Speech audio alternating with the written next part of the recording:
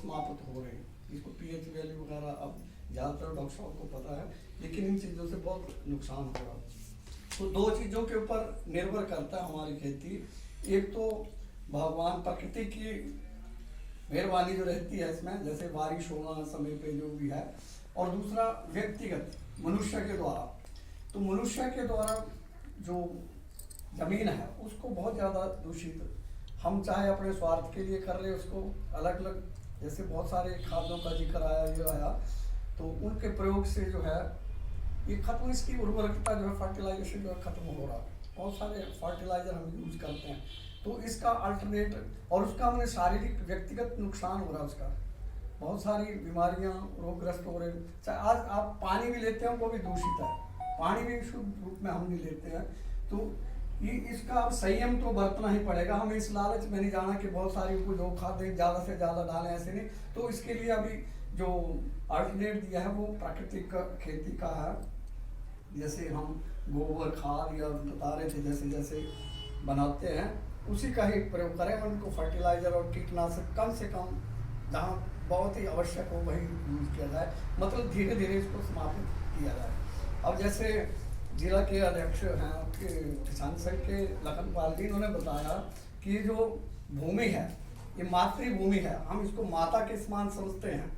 और किसी भी देश में अपनी जहाँ जन्म भूमि है उसको माता नहीं वो बोलते, वो देश है।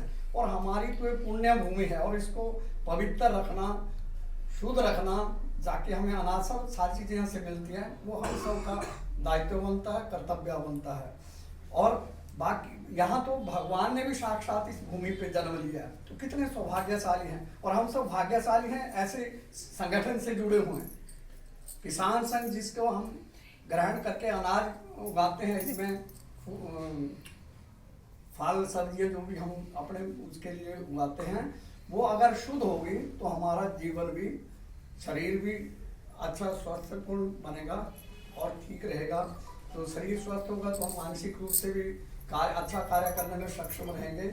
तो इन चीज़ों का हम ध्यान रखें। हम सब जागरूक हैं, किसान संघ से जुड़े हुए हैं, और ये हमारे सौभाग्य की ही बात है। हम आते हैं तो चार बातें हम आप लोगों से सीखते हैं। हमें नहीं पता, बहुत अच्छा लगा मिल करके, तो हम तो ऐसे बाहर घूमते रहते हैं, तो यहाँ बैठे हैं आपसे तो चार बातें और लोगों से भी परिचय हुआ। तो हम जागरूक हैं तो हम औरों को भी बताएं इस चीज़ का कि क्या क्या नुकसान हो रहा है इन चीज़ों से। और इन चीज़ों का जो वैकल्पिक रूप बताया है, तो गोबर खाद या जो भी बताया इसमें, हाँ ऑर्गेनिक खाद उसी का ज़्यादा से ज़्यादा प्रयोग किए। और कैसे बनाते हैं वो भी आपको डॉक्टर साहब जो भी यहाँ बैठ करके बताएंगे, तो उन्हीं का ज़्यादा से ज़्यादा प्रयोग। अभी हमें भी खुशी होती है, हमारे गाँव में भी एक किसान ऐसे उन्होंने बिल्कुल भी इसका जो फर्टिलाइजर उसका यूज नहीं करा है, वो खाद डालते नहीं, वो अपनी ऐसे खाद गोबर वगैरह का प्रयोग करते हैं, और उनका अनाज भी अच्छे कीमत पे जाता है, अलग से वो बेचते हैं, उसकी अच्छी कीमत मिलती है उसकी। एक तो वो अपने खाने के लिए रखते हैं, स्वस्थ है, ठीक है। तो हमें अपना शरीर का ध्यान रखना है, औरों को भी, वो हमारे भाई बहन हैं उनका भी ध्यान रखना है शरीर का।